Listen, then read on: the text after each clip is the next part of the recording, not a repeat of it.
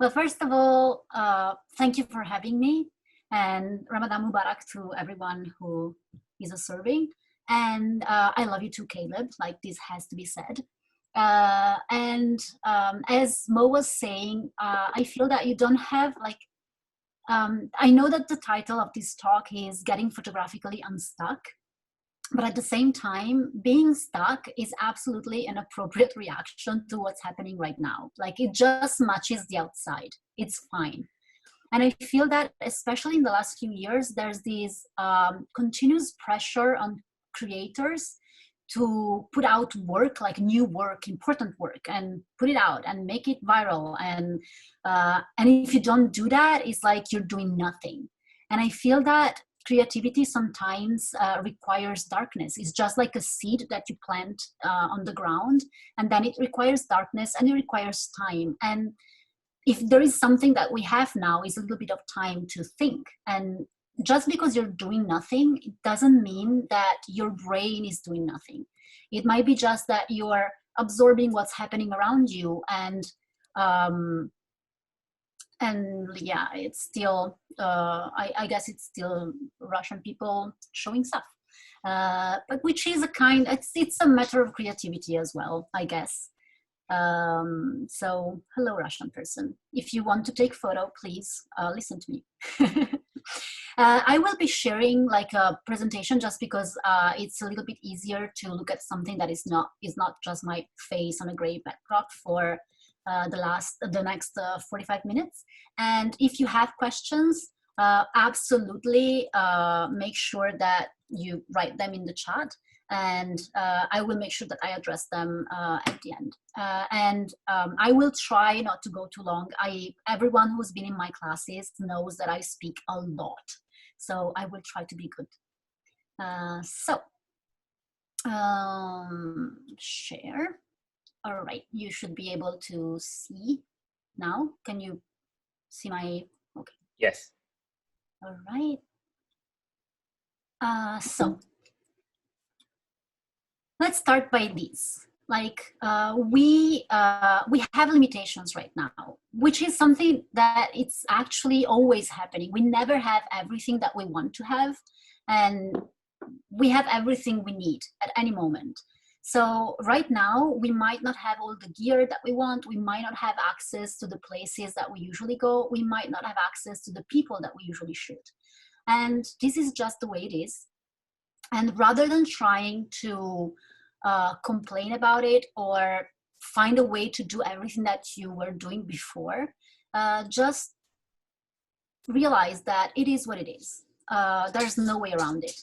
But a light is a light is a light. Like, one of the greatest limitations that I hear people complaining about is that they don't have like all the gear that they usually work with in the studio, like big lights or stuff like that.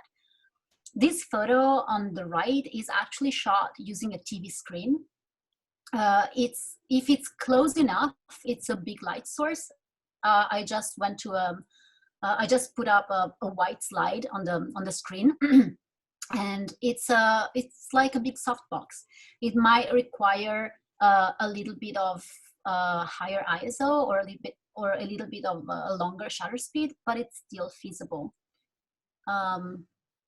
This is natural light from the window in my dad's house. It's a north-facing window, and actually exploring natural light, especially for someone who is used to studio light, can be a little bit weird at first. It's like, this is not doing what I want. I cannot control that the way I want. But if you have a window, just by adjusting, like for example, here, the camera is exposing for the room. As you can see, like the table is exposed correctly, so everything is a little bit overexposed and boring. But just by getting him closer to the light source and exposing for his face, everything else kind of goes dark, and it becomes like a gorgeous light. It's like it has a painterly quality to it, and I think that exploring it can be really interesting. And the way you do that, especially if you're stuck at home, is you start keeping track of your windows, because you might have different windows in different places of the house. And not every window has the same quality throughout the day, of course. So I have a specific window that is perfect from 3 to 4:30. The rest of the day, the light that comes into that window is either boring or horrible. But between three, like 2 to 4, maybe, like I can do stuff with that. So just keep track of what works and what doesn't. And I'm going to be also showing, like, why is this, let me, can I erase stuff also? Yeah. Okay. I'm going to be showing also some of the work from a bunch of my students from the support group for lazy photographers, because every time that I do this kind of things, I like to not be the only one that it's on the screen. I like to share the stage with people whose work I love. And I don't think, can you see the name actually? It's Antonio Nicoletta, there should be the name here. And so this photo is completely lit by the light in the fridge. This was actually one of the assignments that I gave them. Like, you have to take a photo and the only light source needs to be the light from your fridge. So some people did portraits, some people did amazing still life just using the inside of their fridge. It was also a good way to clean the fridge. This is a light painting using a laser pointer. Again, something like a keychain or something even really small. It just takes a little bit of time in a completely dark room, but it can be extremely interesting. This is another light painting using a cell phone with a purple image selected. So this hues that you see is just that the light is not white light, and playing around with colored light can be extremely fun and extremely interesting. Again, it's lit with a cell phone in a completely dark room over the course of a couple of minutes, and because the subject is not moving, you don't have to worry too much about it. The thing that I always like, most of my lazy photographers know that the first assignment is usually the egg. This year, actually, I'm doing like a white sheet of paper, but the idea is the same. You take either an egg or a white sheet of paper, and what you do is you take as many photos as you can just by changing the light and the background, and trying to find ways to photograph the egg in a way that you haven't done before. Try to go up to 100. Like I usually ask them to do 9. This is why you see all these compositions, but you can easily go to 100. And the thing is, by doing so, you're actually, first of all, you're training yourself to shoot skin, because the texture of the eggshell is very similar, photographically speaking, to a person's skin. And also, you are basically training yourself to not get contented with like the first thing you shoot. I always feel that people shoot too little and they stop shooting way too early in the process. And think of this, do not try to get too creative with that. Like, especially if you're feeling that you're not in a creative moment, what you can do is consider this the way you would like a grammar exercise, or warming up if you're training, or like when you're playing an instrument, like doing not really composing, but just like training yourself. I hope you don't see my dog, you don't hear my dog snoring. He fell asleep. And the same way, you can do this, and this is also good because you can do that in a very small space. You don't need much, and the light that you can use is like a table lamp, or again, like the flashlight from your cell phone, a flame from a candle. Like, a light is a light is a light. Just try to find ways to control it, to move it around, to use something between the subject and the light, and see what happens.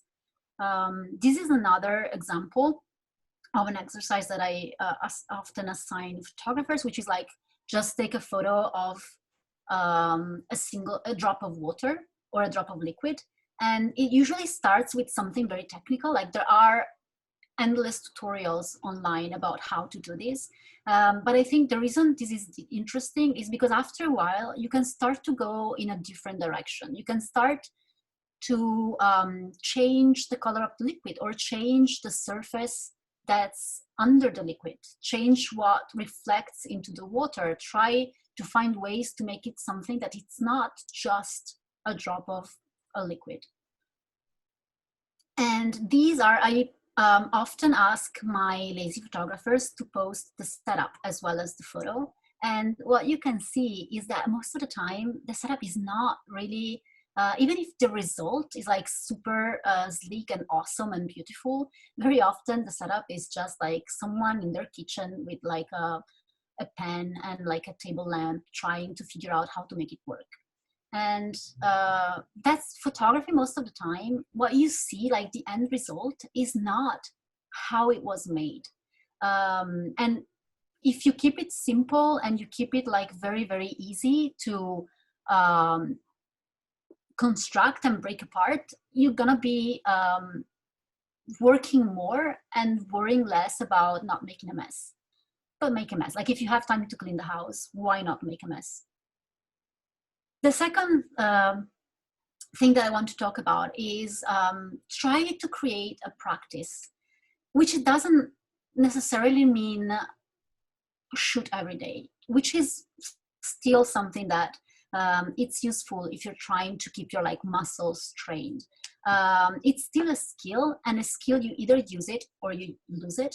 But at the same time, for me, creating a practice when it comes to photography is more about training my eye, making sure that I create the right mindset, that I keep myself open to what I have in front of me, to seeing things that otherwise I might just overlook. One thing that I do is I keep a journal. Actually, what I do is like every day, I wake up and I write usually 3 pages, like it's called morning pages. Like it's not a practice I invented. Like it's a bunch of like stuff. I have no idea what's written in here because I never reread it. I just write it. And for me, it works as a brain dump. Like everything that's in my head kind of goes into there. I then forget about it. But what happens is that my brain keeps processing that. That works for me. It might not work for you, but for you, it might be something as easy as every morning I wake up and the first thing I do is I photograph my feet.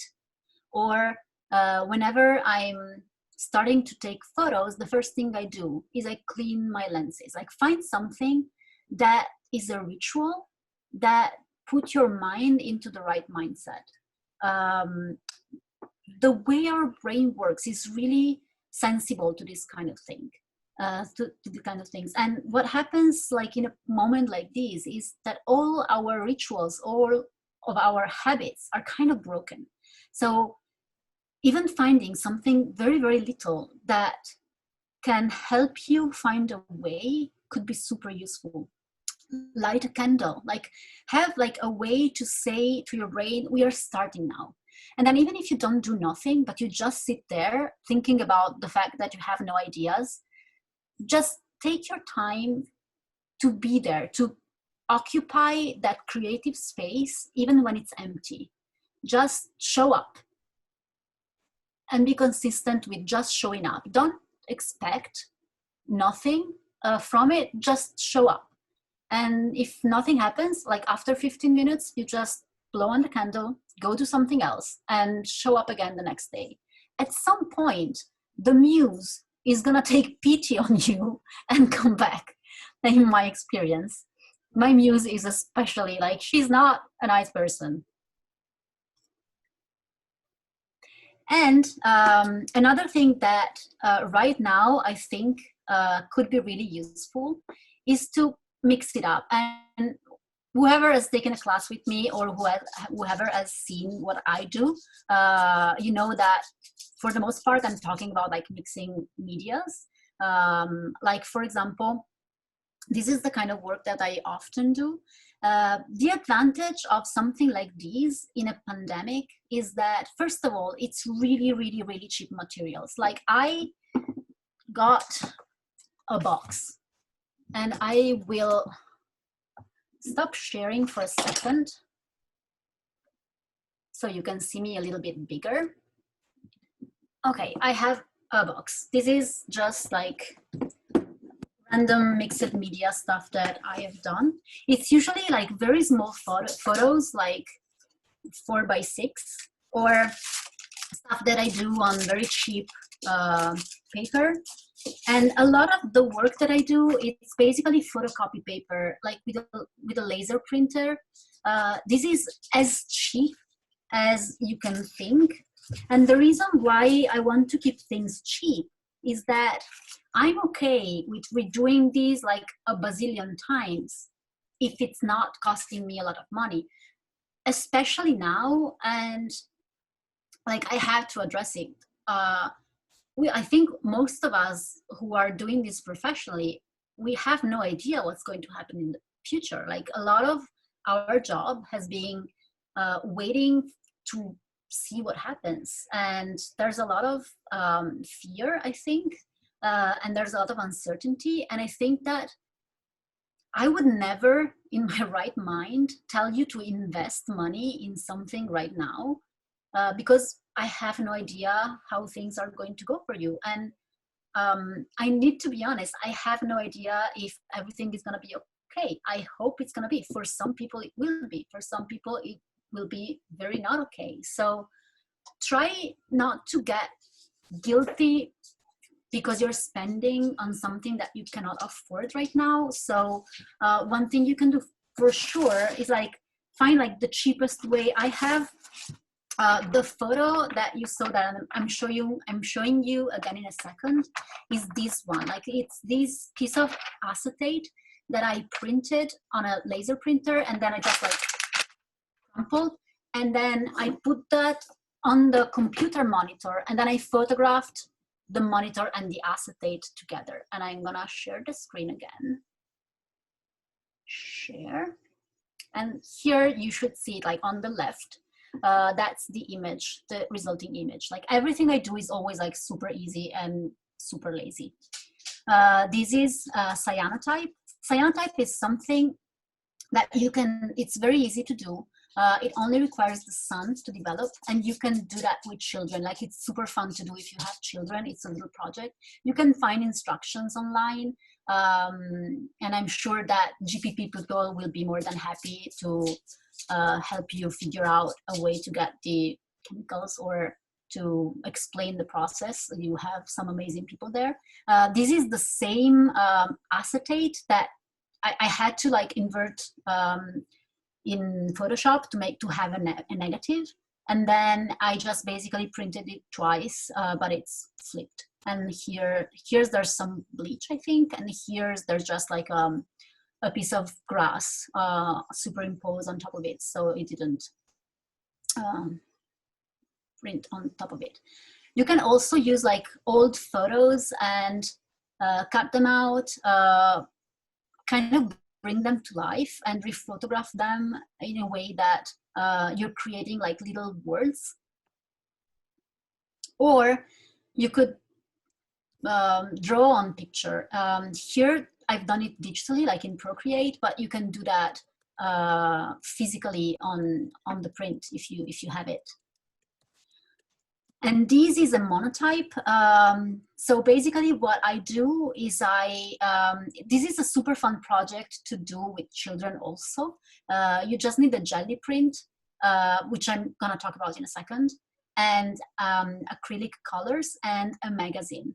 Like you need that kind of like thermal printing that you get either from, with the laser printer, it's hit or miss. I have my photo printed by a very cheap printer who does this kind of like brochure type, like cheap brochure type of prints, like on the kind of print that you get in magazines. And what you do basically is you get this plate, you cover this plate in acrylic paint, and then transfer the image.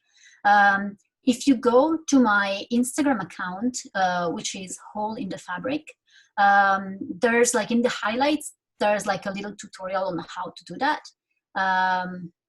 So you look for a jelly plate. There's a way to actually do your own jelly plates, but they're not expensive. Like they're super cheap and they last for a long time if you take care of them.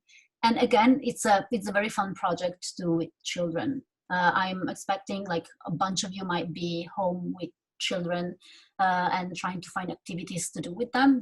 This could be a fun one. Another thing that I'm meaning when I'm saying that you should mix it up is that it doesn't have to be just photos necessarily. Like you might not be in a visual space creatively right now, but how about you record yourself? Like you keep a journal of yourself speaking into the recording app on your phone. How about you interview people in your family, or find physical object that you can incorporate into your artwork, or you take little videos of things and just keep them there, and maybe you will do something with it. So this is a project that I have. It's like an ongoing thing. There's a physical project, like this is an actual box with a fake ear, and there's like a tape recorder inside and people can whisper in it. But there's also like the digital version. So if you go to this address here, you can you can record a message and I will hear it. And just very quickly, I wanted to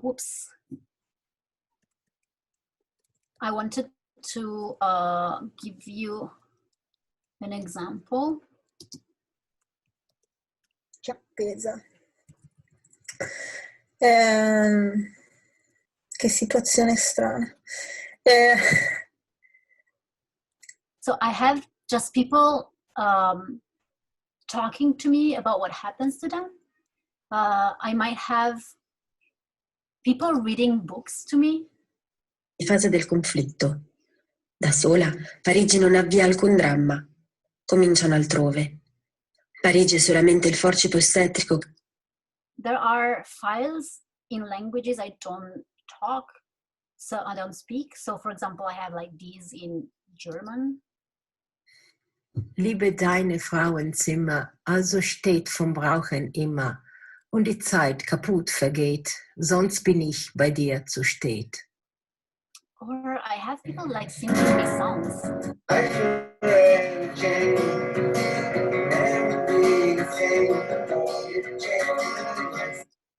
And I have no idea what I will do with these things, to be honest. But I know that at some point it will become something, like it often does. So, okay. Let me go back to sharing my screen. Check. And even though right now with all this social distancing, this might be like a weird suggestion, we are still social animal. We need community. Like being here tonight, for me makes sense because it's a good example of this, like, you know, finding ways to still keep in touch with each other, to still find that human connection that keeps us like emotionally stable somehow. And there are things that even now that the people you usually spend time with, the people you love, might not be accessible to you. There are things connected to photography that you could do together, and not necessarily just taking photos. Like for example, start a photo book club. Like 1 hour a week, you have a Zoom conference with like 5 or 6 friends, and everybody presents a photo book that they love. They just talk about the photos or talk about the photographer, and then you discuss it while like drinking a cup of tea or a glass of wine. And it's just an interesting way to keep yourself engaged and not feeling like you have to create something on your own, but you're still getting that inspiration, you're still getting that connection. It could be something like this, like participating in projects or in events or things that can still make you feel like you're part of the community.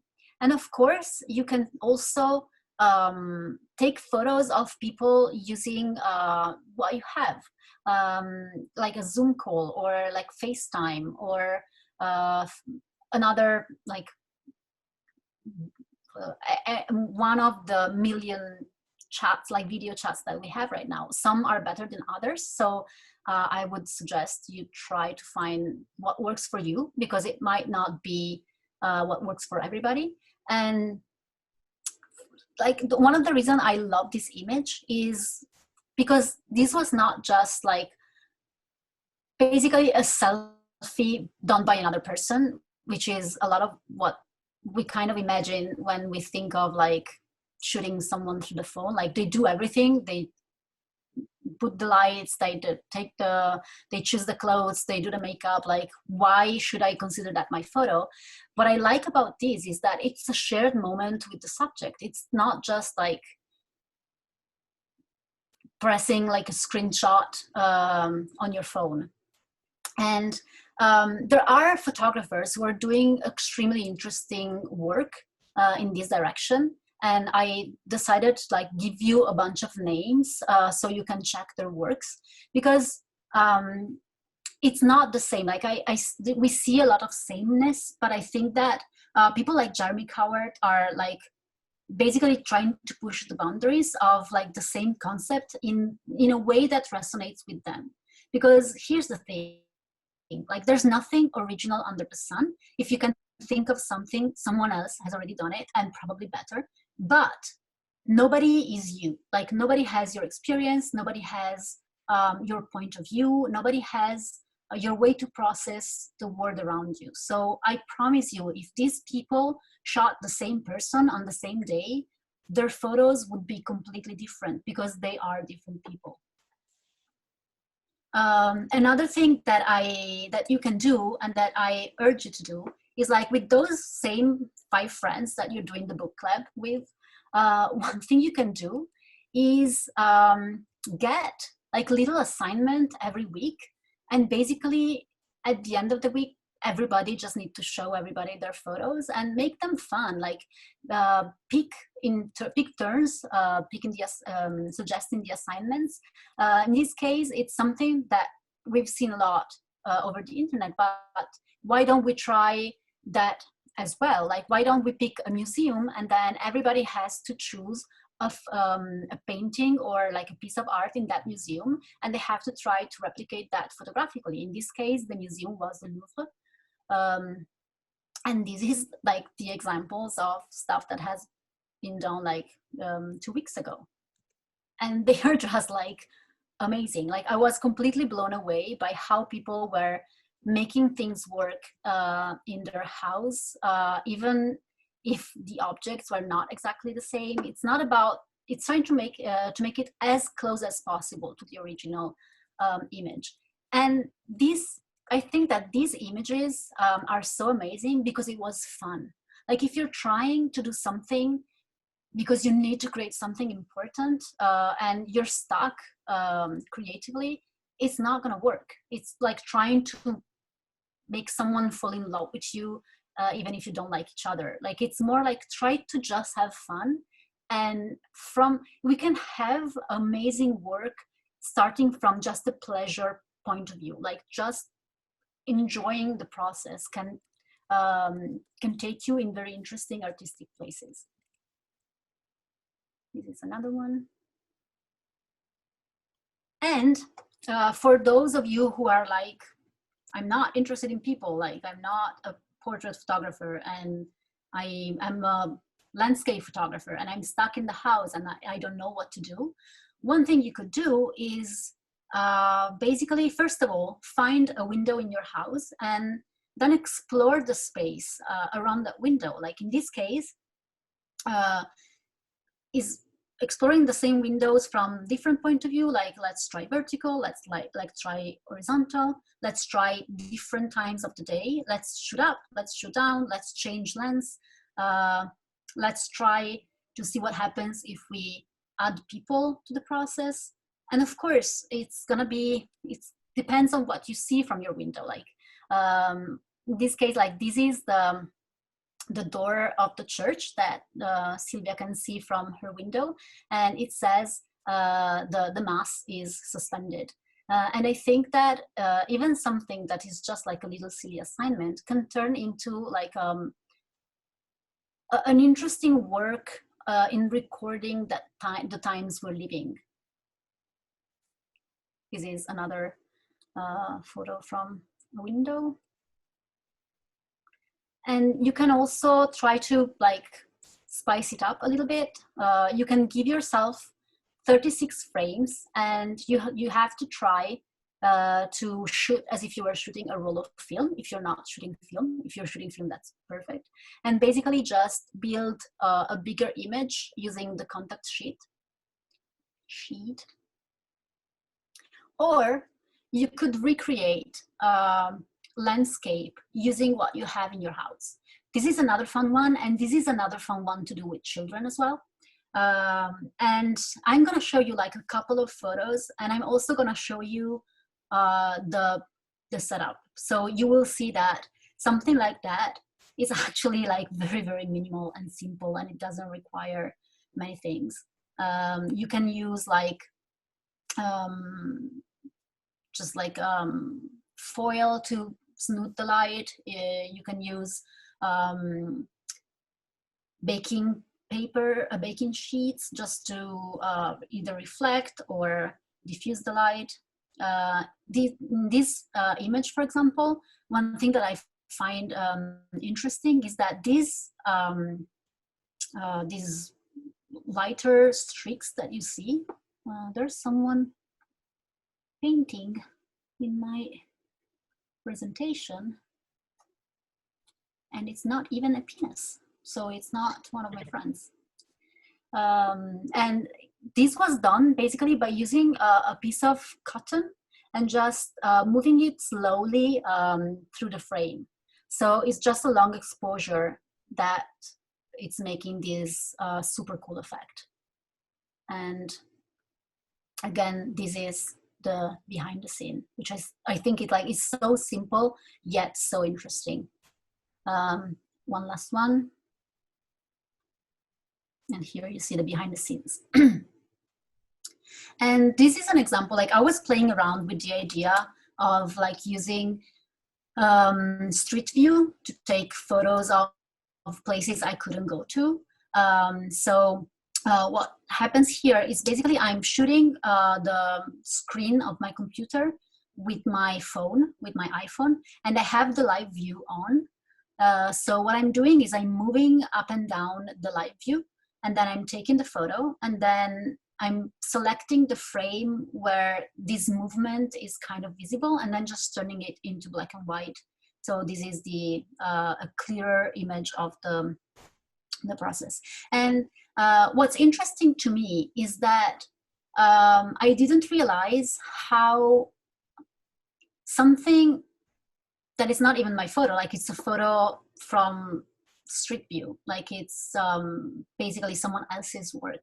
But the way I was shooting, I was still trying to make it like part of what resonates with me. Like if you saw that, and actually I did put that in my Instagram, it's not completely out of place. And again, this is not this is something like several photographers have done in completely different ways, and I think it's really interesting to see how different people have tackled the same the same space. If you think about it, like Google Earth or Google Street View are basically like are humongous. Like there's a whole world to be photographed there. So what would you choose that resonates with you? What would make sense in your work? I think that editing like such a huge amount of images and bringing it to a body of work can be A, extremely fun, B, less taxing than having to produce images. So it can be a good way to just like have a little side project in between actual projects to keep your editing eye going. And I think that actually if you go, Jackie Kenny, I think she's French, she's agoraphobic, and the way like her work is exquisite. Like those images are completely different from Michael Wolff's images or John Raffman's images. And actually they shot the same exact spot, but the images are completely different. So that's also interesting to me. Or you could take this time to revisit some of your old work, to either edit stuff that's been there forever, or start shooting new material for that thing. Like this is my Brenta collection. Brenta is my dog, one of my 2 dogs. And this is, I'm shooting medium format photos of the stones that he takes from the garden and brings inside. He ate a lot of them. One day we'll have to open the dog and we'll probably find like 100 stones in there. But there's like a rusted nail here. Like there's some treasures that he found. Like, and he's very specific about the kind of stones that he likes. So I decided to actually photograph them as if it was a collection in a museum. And like I have a vase full of other pieces that he brought in after I shot this project, and so it's a nice moment to add to that collection. Or like this is another example I love. Again, one of my lazy photographers. This is a part of her personal project that she did back then. She wanted to incorporate this drawing of an imaginary bear into the life, the everyday life of her boyfriend. And during this quarantine, she started shooting for this project again. And what I find amazing is how like the kind of growth that she had as a photographer and also as an artist is interesting to see. And talking to her, she also wasn't aware of how much better she's gotten until she started shooting again. Like how ridiculously amazing are these? I'm so proud of my babies. And I think the most important thing here, and this is my my last advice before we turn to the questions, is let go of expectations. Like this is not normal times. This is not something that you should feel like this is weird. This thing is happening. Like I haven't been shooting normally for the last 2 months. Like the only 2 photos that I took, it's the photos of like a self-portrait when I shaved my head and a family portrait on the day of my wedding anniversary, which I did not want to do. Like it's something we do every year. I just did not want to do it, and we did it in 10 minutes. So these are the only 2 photos that I shot for 2 months.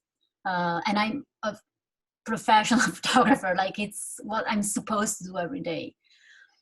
But then when I was preparing for this presentation, and I was like, how am I going to tell these people that they should be taking photos when I myself have been like, my cameras are covered in dust.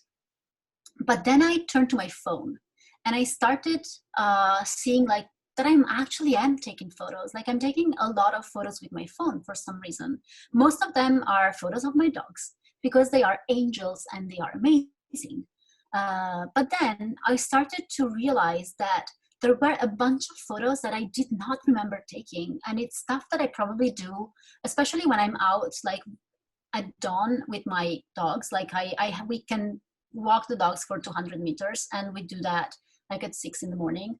So I have a collection of these, which is like, oh, pretty light, shoot. Oh, pretty light, shoot, without even thinking about anything. Like, and then I realized that I have a lot of photos of stuff that I see in these 200 meters, like these little drawings that the kids have done with chalk, that birds, like I will never not shoot at that bird.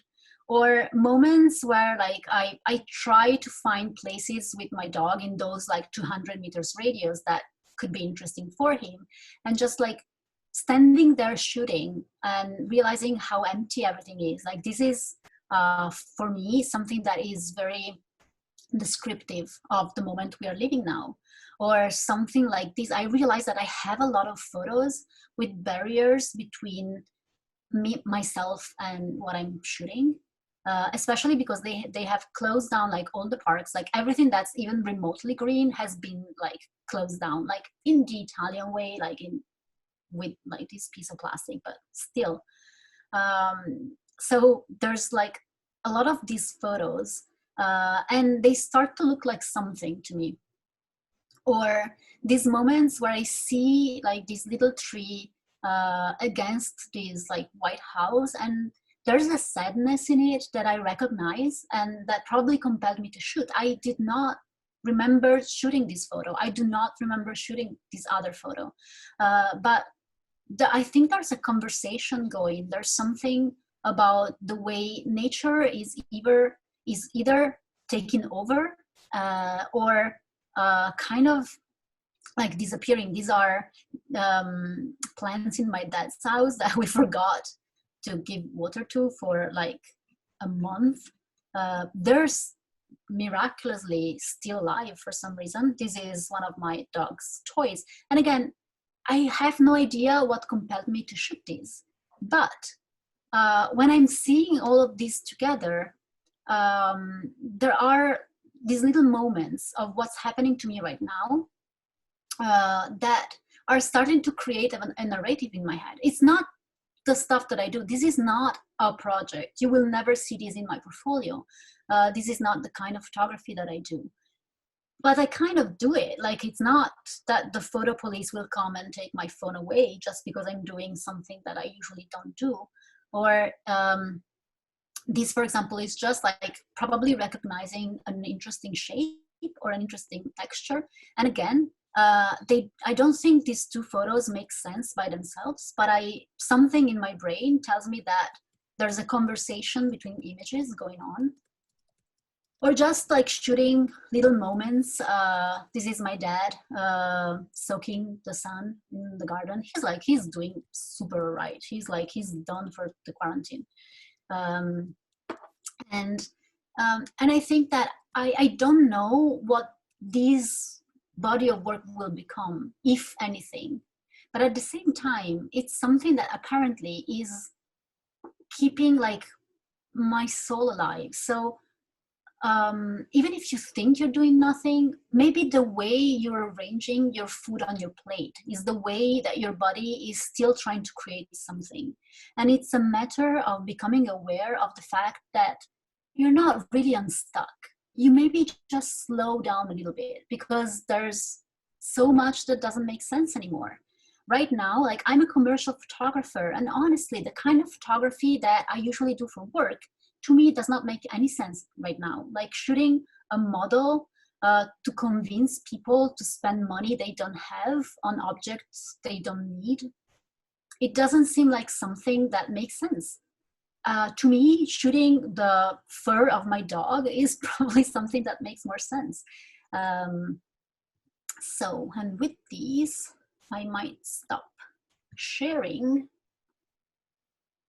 and go back to you. Thank you, Sara. Okay. Thank you very much. So that was great. And I think, I got so many ideas about things that I can be doing, especially now that we have a little bit more freedom in terms of being able to go out. But also, we're staying at home in the evenings, and with Ramadan, our nights are long. So some really good food for thought. I've asked people in the chat to start with their questions. Bernie's question is, will this presentation be available for view later? Yes, it will. Stay tuned. We'll work on that. We'll figure that out. Sara, maybe while we wait for the questions, can I ask you about this amazing thing that you do for the lazy photographers? How does it work? How can people sign up? Tell us more about it. All right, we are right now in the middle of this group of lazy photographers. I think the next one is going to be next spring. And basically what we do is we ask a bunch of people to hang out in a forum for 3 months. And they have to be anonymous. Like, they're not allowed to use their names. They're not allowed to like link to their website. They're not allowed to reveal who they are, because we want to make sure that they are free to take a lot of really, really bad photos. Because I strongly believe that creativity happens when you're pushing your limits, and if your identity is attached to the quality of your work, very often you don't want to show bad work. You don't want to show the work in progress, because you're taught that you should only show your best work as a photographer. And I believe that that's true for your portfolio. Like, you're only as good as your worst photo. But at the same time, like in a classroom, like when you're learning, unless you show everything that's wrong and you figure out together a way of fixing it, you're not going anywhere. So, and so every week they have an assignment that is usually like either like they hate me, like they all hate me by the end of It's it. really tough. I've had class this time. It is. About taking a class with Sara, and it never happened in Dubai. So, but at the same time, I feel that the way that we try to make the assignment accessible for people on different level, like we have complete beginners that are working at the exact same stuff as professional photographers. And it's not like, you can see that some people might be a little bit insecure about like the technical part, but that can be learned. And Sure. Some people are a little bit insecure about their artistic point of view, and that can also be learned. Like, you can train your eyes to be more sophisticated, and the way it happens is by confronting yourself with other people in a safe environment when you know you're not judged. Thank you. There's a question from Eduardo who asks, how do you create your ideas? Is there a process to be creative? And I think this is a tough one, but maybe you can kind of talk about where your ideas come from. Actually, I have a mathematical formula for that. So basically, ideas, it's input plus time over social media, all of that multiplied by monkeys. Monkeys being like your obsession, like what you really, really, really like is that itch that you have to scratch. And what I mean is that the quality of your input has to be high. So if you're only looking at horrible photography, and if you're only like listening to bad music and meeting boring people, your photos are gonna suffer from that. So make sure you meet interesting people, like watch amazing movies, eat great food. Then you give it time. And first you give it time to develop, and also you find time to create and to dedicate time to photography. Because if time that you think about photography is way more than the time you actually do photography, your photos are going to suffer. Then you divide these by social media, which is not taking social media away from your life. You do not divide by zero. It's like, it's mathematically sound. But like if ideas are sprouts, social media is a herd of goats. They're funny, but they can be destructive. So you have to protect the sprout until it grows into like a tree, and then the goats can have fun with it. But you have to make sure you control the proportions. And the most important thing, like the multiplier, is the monkey. Find something that you really, really care about. Not that you say you care about, because everybody cares about like world hunger, curing cancer, like all these big subjects. But if it's not what you actually actively spend time on, then it's never gonna be an interesting project ever. I hope that answers partially, but I could like speak 10 hours about this only. Yeah, no, I think you make some great points, and I often find that some of the best work comes from people exploring, personal circumstances, personal likes, personal obsessions, and because you're passionate about it and you have a lot of knowledge about it, a lot of personal and you will go that extra mile. Like, you will be willing to research it, you will be willing to spend time going deeper rather than staying on the surface. I think that a lot of photography lacks that kind of willingness to research the subject. Absolutely.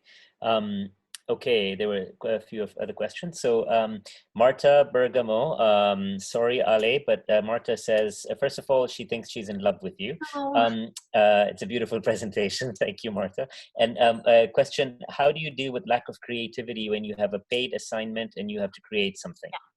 So when it comes to my work, that's where the training comes into play. Like, I can just switch to auto mode because I've done that so many times that I know I can get a decent photo out of that. It might not be amazing, but it's gonna meet the brief. So I think that especially when it comes to a paid assignment, creativity is less of a thing and it's more problem solving. Like you have a brief, you have a puzzle, and you have to figure out a way to make every piece of the puzzle fit. So it's more logistics than creativity. And if you're off, you have to trust that you know how to take a photo. Like you know how to light your subject, you know how to make them comfortable. If it's portraiture, for example, like I know how to take a good flattering photo of a person, even if I hate them, even if I feel completely off that day, it's gonna be safer than the kind of work that I usually do, but it's still gonna be good enough, which is like such an important thing that people often forget. It does not have to be perfect. It has to be good enough for the client. Of course, if it's amazing, awesome, you're great, but it doesn't have to be amazing every time. Try to make it a little better than what they expect. Like if you promised 10, give them 11. It doesn't have to be 100. But if it's 100, power to you. But it's like trust the training. Caleb asks, do you ever go through and find images from old hard drives and use them in current projects? And you know, you were showing the photo that you took, for example, of the tree with the house kind of framing it. Yeah. So maybe you could tell us a little bit about the practical aspects. So you take all these photos that have kind of random thoughts and associations as to why you took them. How do you go about like saving them so you can kind of come back and, you know, find them for projects that you may or may not be working on? Yeah. What's your like strategy on that? So there's different ways. Honestly, it's a bucket. Like I put my photos in a bucket and what jumps at me stays and what doesn't. Like I destroy so much of my work that people usually are very upset by that. Like if it's, I find old photos all the time, and very often, especially in my early years, I would select photos to present to the world that were not necessarily the best photos. Like they were the photos that I thought other people wanted to see from me. So maybe like there might have been like this amazing shot, but because it was slightly out of focus, it was like, oh, no, this is not a good photo. Like this is not even a photo. Like, whoa, people will laugh at me if I show this. And it might have been like something amazing. And sometimes like I took like amazingly correct, technically correct photos who were like boring and mediocre all the time. I still do that. But I strongly feel like I trust my guts after all these years. So I don't feel that I need to archive and save everything that I do, because I do a lot of things. Like I produce stuff all the time. Like it's like, I don't know, dead cells, skin cells and photos basically. Usually, not now, unfortunately. But so I basically, every once in a while, if I'm bored, I go through old archives on Bridge or whatever I'm using. And if something jumps at me, I'm like, oh, that's interesting. And I might use that in another way. If I'm doing something specific, I might be a little more rigorous with the way I archive things. I name my files very rigorously, but other than that. Right. And then the other question here is from Teresa. Do you have an ideal viewer in mind when you are shooting, creating? And I think in Italian, it's fruttore ideale, if I said that right. Actually, yes. Like I have, as I often say, like I have a piece of paper with 8 names on it. Well, it's now 7, my mom died, but still there, the name is still there. And everything I shoot, I think I usually have like a specific person that I shoot for, even if it's not, even if they don't know it, and some of these people don't even know they are on my piece of paper. But I wonder, it's like creating something for someone you love. Like, how do I impress them? How do I make them fall in love with me? And it's easier because it's a compass. Like, I know what these people like. I know what makes them tick. And I know that I want to make sure that they love me, basically. Like, everything I do to be loved, which is something I think can be said for most human beings. So very often, yes, I feel that whenever we do something for everybody, we do it for no one. Like, it becomes, when you, something you do is extremely personal, for some reason people actually resonate with it. It becomes universal. Like, I did Magpies as like a whole 168 pages long graphic novel as a Christmas present for my husband. Like, that body of work is just for him. And the amount of things that people have told me about that work, about how it made sense for them, to me was like amazing. And it happens all the time. Yeah, that's that's very poignant for sure. Woody's question, a very good one, is: would you agree that the period of re-emergence back into society after all the lockdowns will be another transitional time in portraiture? Absolutely, absolutely. Like, I'm Italian. Like, we hug a lot, we touch each other a lot. Like, we are like, our personal space is basically non-existent. But even right now, if someone is like 2 meters away from me, I'm like, you're too close. It's weird. It's a weird feeling. Like, I don't know how it will feel to be in front of a person to photograph them, and like having to stand as close as I used to be. And I like, it's for sure, it's gonna be interesting. Like, there's gonna be that awkwardness between human beings for a long time, I feel. Right. No, I think so. I think it's going to change a lot of things. I know that the Canons and the Fujis and the Nikons are going to be selling a lot more long lenses, but, Yes. which is a shame. But Marzia has a very interesting, I guess, question. Thought, Sara, you come from a background of product design. You have written and illustrated a book. You're a great writer and a great photographer. Do you feel that one day you might want to move on from photography and focus on a different art, a new monkey, perhaps? That's a possibility. Like, it's not, I feel that photography is a language, the same way that I never stopped using words when I started with photography. I don't think I will completely get rid of photography, but if you look at what I do, like, what I do now is kind of transitioning away from like straight photography. I'm exploring a lot of how the language itself works in creating meaning. So a lot of the time, like, I'm trying to push an image to the point where it's almost not photography anymore, still using photographic techniques.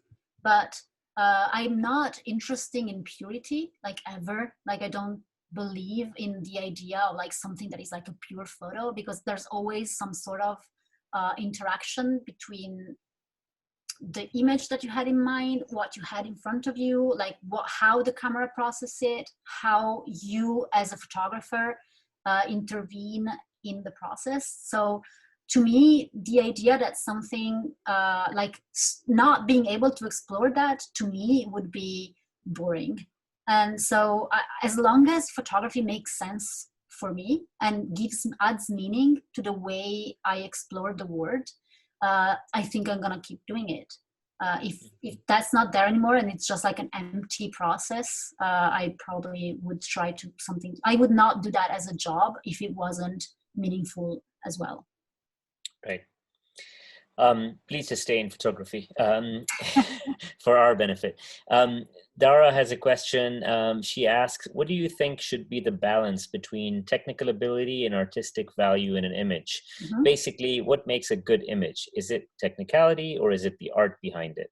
Okay, if you think about photography as a language, it's like saying how important is a correct grammar in a message. So it's important in the sense that it makes what you're trying to say clearer, But at the same time, if your message is important, even if you like, if some of the words are not correct or some of the grammar is not perfect, it will still move people. It will still come across. And sometimes it makes more sense because the grammar is not perfect.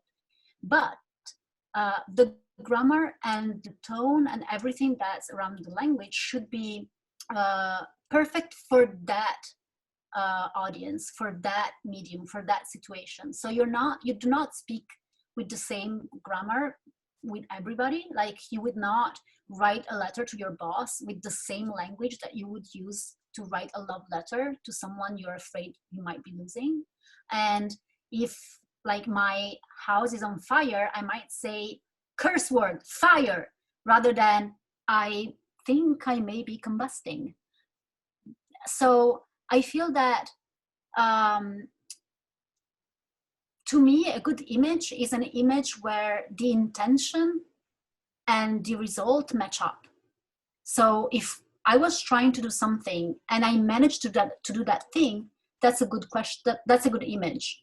And so there's a mix of technicality and art in every image, I feel. So if I have to, like if I total my car and I have to send images to my insurance, I will not do like an artistic rendition of that. Like I just need crisp, clear images of the damage. So that might be artistically nothing, but it's a good image because it's perfect for its use and its target, if I'm making sense. Yeah, no, for sure. I think we are pretty much done with the questions, and I think the timing has just been very, like, we've kind of hit the sweet spot, just an hour and 10 minutes, and I really enjoyed it. The time's kind of really flown by, and I kept getting a lot of thank yous, and you know, I want to thank you as well on behalf of you know, the community and the GPP team for doing this. I think it's really kind of kickstarted some ideas to kind of do some really cool things. Thank you, and thank you to Ale, and to all of you. Before you go, please, you know, thank you. We'll be doing more of these. Send us your suggestions as to what you would like going forward. You know, we're kind of hunkering down in this lockdown, even if we're kind of starting to get a little bit back to semi-normal here in Dubai, but we want to encourage people to kind of stay home as much as they can and, you know, bring you great content. We are kind of open, so if you have Dubai-based people want to do some printing, please send that our way. We're doing it slowly and carefully, and we also have the print sale to support artists. So please have a look at your selections, and if anybody outside of Dubai wants to support UAE-based artists, send us an email of the print that you like, and we'll check out how we can send that over to you guys. And yeah, any suggestions that you have for us, that things that we can do online, please you know, write in our latest Instagram. And yeah, thank you so much, Sara. Thank you, Ale. Thank you to your dog. And yeah, we will, you know, see you soon. And before we call it quits, guys, before everyone leaves, just to, sorry to interrupt, Mo. If you missed RC's talk, or if you'd like to revisit it, it's on our YouTube channel at Golf Photo Plus. The entire talk and the questions are there. And also, don't leave just yet. We're going to take a group photo at the end. So if you want to turn on your video, now's the time. If you want to hide your video, now's also the time. So yeah, sorry. Sara, closing statements? No, thank you for everyone who stayed and listened to me rant about stuff that I love. And thank you for GPP. I miss you guys. I want to be back in Dubai. Like soon. Yes. Okay, everyone give us a wave. Okay, this is going to take a second. There's a lot of you.